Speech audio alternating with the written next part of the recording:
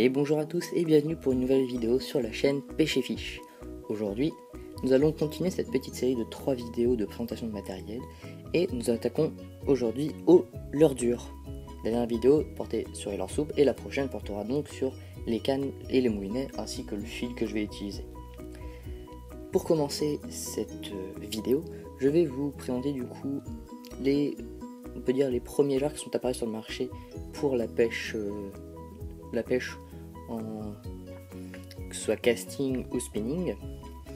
Donc c'est les leurres cuillères de 2 gammes, cuillères tournantes qui vont s'actionner quand on va ramener la ligne tout simplement linéaire, et après les cuillères ondulantes qui vont s'actionner avec différents types de lancer et donc du coup ramenage de ligne. Donc il existe plusieurs types, que ce soit une cuillère une cuillère ondulante ou tournante, donc avec différents coloris, donc là coloris doré ou un peu plus visant la truite avec coloris avec des petits points rouges ou avec des petits reflets pour le soleil.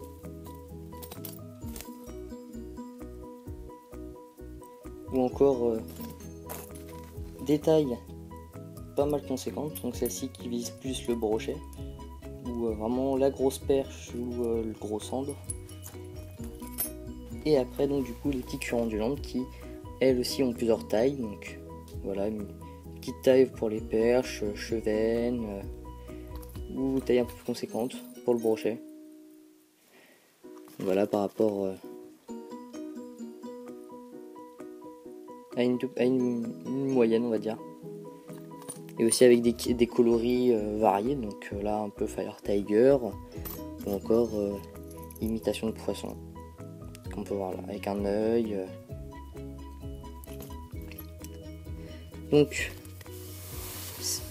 ça c'était la présentation. Là on va passer au leurre un peu plus utilisé de nos jours, donc dans la pêche du carnassier.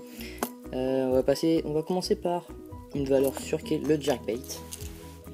Donc ici le fameux jerkbait de chez Caperland, le Quizzer 100. Donc ça, un jerkbait qui existe en plusieurs coloris, qui fait vraiment le taf. Donc là plus coloré pour un peu Marlboro, c'est-à-dire en tête rouge, corps argenté. Après il existe aussi un coloris un peu plus visé pour deux coloris qui vont suivre un peu plus visé pour la mer, donc celui-ci qui a déjà fait ses preuves sur un bar, donc avec vraiment un corps très blanc avec un dos bleu, imitation d'écaille. Voilà, les bars, lui j'aime bien en tout cas. Après un autre coloris, donc là c'est le coloris mulet, donc avec les petits points jaunes sur le corps, le dos rouge. Et après donc un autre, là c'est une paille de la marque Caperland, un autre petit jerkbait, donc avec des dégradés de couleurs passant du noir, le rouge, blanc. Donc je vais tester cet été.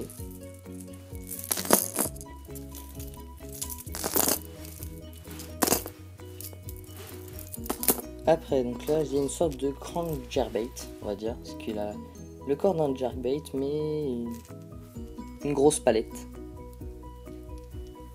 Voilà, une grosse palette de crankbait. Donc on va voir, à mon avis il va plus être dans la catégorie crankbait que jerk, celui-ci. En parlant des crankbaits, du coup nous allons passer au crankbait, donc avec toujours de la gamme Caperland, le fameux Barn 60. Donc il existe en plusieurs coloris, ils ont fait des nouveaux coloris récemment que je n'ai pas encore acheté. Donc là un petit coloris vert un peu plus visant la truite, celui-ci. Ils ont aussi un coloris un peu plus mer qui fait plus sardine. Et après un coloris basique, tête rouge, corps blanc. Voilà. Ça coule à peu près vers entre 3 et 4 mètres de profondeur. Après j'ai un autre crankbait. Donc celui-là qui va plus viser le brochet, ce qui est vraiment gros par rapport aux autres. Voilà. Donc là vraiment c'est on va dire un crankbait big bait, avec une palette assez carrée, contrairement aux autres qui ont une palette plutôt longue et arrondie. Voilà, donc un corps très noir, donc qui va plus être favorisé dans les eaux claires, je pense, ou dans les eaux troubles, enfin on verra. Et après un autre petit crankbait, donc là il va plus viser le petit carnassier, donc petit centre, petit brochet et beaucoup de perches, le fameux Gomoku Storm, donc Gomoku de ces Storm, donc en crankbait, que Colory Fire Tiger, donc, qui a déjà fait pas mal de taf, hein, celui-ci, mais qui est toujours aussi beau, pas du tout abîmé, alors qu'il a pris du poisson. Maintenant on va passer au leurre de surface, donc avec un petit poppers. Voilà, un poppers de chez Caperlan. Donc pourquoi le mot poppers, pour ceux qui ne savent pas, c'est que quand on va ramener, on va mettre des coups secs vers le bas, et du coup la bouche qui est du coup creuse ici va brasser de l'eau et ça va faire un son qui va donner une sorte de pop. C'est ça le nom de popper. Ensuite, un leurre un peu plus varié. Pour le carnassier, je sais pas, mais en tout cas la mer, une sorte de stick bait popper. Donc on voit la bouche qui est biseautée et du coup la forme d'un stick bait. Donc celui-là plus utilisé pour la mer. Même si le coloris laisse croire pour le brochet, mais je pense que le plus utilisé pour en mer là cet été, enfin ce week-end je veux dire. Après, une autre gamme de leurre, toujours à leurre à bavette, mais cette fois un peu plus différent, c'est un swing bait. Donc un swing bait, c'est normalement un leurre composé de minimum 2 parties et qui va brasser plus d'eau que d'autres leurres durs pendant quand on va ramener la ligne. Donc celui-ci est du coup composé aussi d'une bavette, comme on peut le voir. Voilà, très beau coloris, Colory Fire Tiger, hein, très basique. Après, on va passer un peu au leurre finesse. Donc ici, un petit lipless toujours de chez Caperlan. Vraiment, le rapport qualité-prix de chez Caperlan, c'est ce qui est limite ce qu'il y a de mieux sur le marché. Voilà, un coloris perche plus perche que Fire Tiger. Donc c'est les tons très ternes. Donc pour les pêcher en finesse avec une petite canne, voire donc avec soit une tresse très fine, donc genre en 16 centièmes, c'est peut-être un peu beaucoup à essayer, ou sinon avec du nylon, hein, basiquement. Donc ça va viser de la perche, de la truite. Donc voilà. Après, là, leurre maman carnassier, un spinnerbait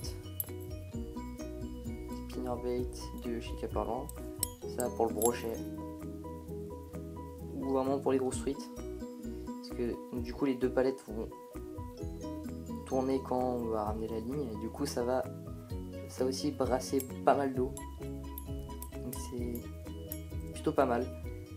Donc voilà, celui-ci il existe en deux couleurs, en couleur rouge noir, et donc du coup en ce coloré là, donc jaune et vert flashy. Voilà, donc ça c'est déjà prouvé par d'autres gros youtubeurs de pêche comme Fishstick, hein, qui a déjà fait une vidéo avec lui il attrape des brochets avec ce genre là. Donc c'est vraiment une valeur sûre. Autre leurre qui se rapproche pas mal du spinnerbait, simplement un jig. Donc là, coloris naturel marron, jaune, noir. Donc là, ici, on peut mettre un trailer. Donc c'est-à-dire un petit leurre souple, soit finesse ou un shad. Ce qui fait que ça va actionner encore plus d'eau pour attirer le poisson. Donc tout simplement. Ou aussi on peut mettre une petite écrevisse, ça marche aussi très bien avec ça.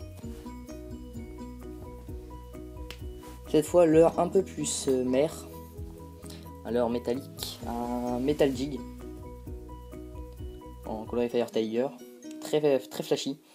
Donc celui-là va plus donc pour la mer, Et donc type de poisson comme le bar, le mulet ou la vieille, ou tout comme ça. Ou aussi après il existe, donc là il est quand même assez lourd, c'est un 28 grammes. Il existe en moins lourd qui peut servir pour la perche. Donc voilà. Et ça peut aussi servir pour le maquereau quand on va pêcher à la mitraillette. On pousse ça au bout de la ligne, ça sert de poids pour faire tendre la ligne, et quand on va ramener aussi, ça peut imiter un poisson en chasse, donc qui va aussi attirer les autres qui vont vouloir soit bouffer lui, soit bouffer les mitraillettes. Dernier leurre, cette fois qui est plus basé pour le calamar, qu'on va pouvoir pêcher soit en rock fishing ou en pleine mer. La fameuse turlute, ça sert toujours d'avoir une turlute dans son matériel quand vraiment on n'a pas vraiment envie de pêcher le poisson, mais plus le calamar. Voilà, basique, avec coloris flashy, donc bleu, rosé, donc un peu multicolore, donc bien bleuté sur le dos, avec des petits reflets roses, verts, jaunes. Voilà, avec un plomb de 2 grammes au niveau de la bouche. Voilà, donc ça pour le calamar. Et donc du coup c'est déjà la fin de cette vidéo. La prochaine du coup portera sur mes cannes et mes moulinets, ainsi que les cool-fils que j'utilise. Et aussi je vous présenterai un autre objet qui me sert pour la pêche. Donc voilà, donc j'espère que cette vidéo vous aura plu. Si elle vous a plu, je vous invite à vous abonner à la chaîne, à liker la vidéo et à laisser un commentaire si vous le voulez. On se retrouve du coup très vite pour la troisième et dernière partie de cette petite série, avant de passer aux choses sérieuses, c'est-à-dire les vraies vidéos de pêche de cet été. Du coup, en attendant une prochaine vidéo, je vous souhaite une bonne pêche à tous et à la prochaine.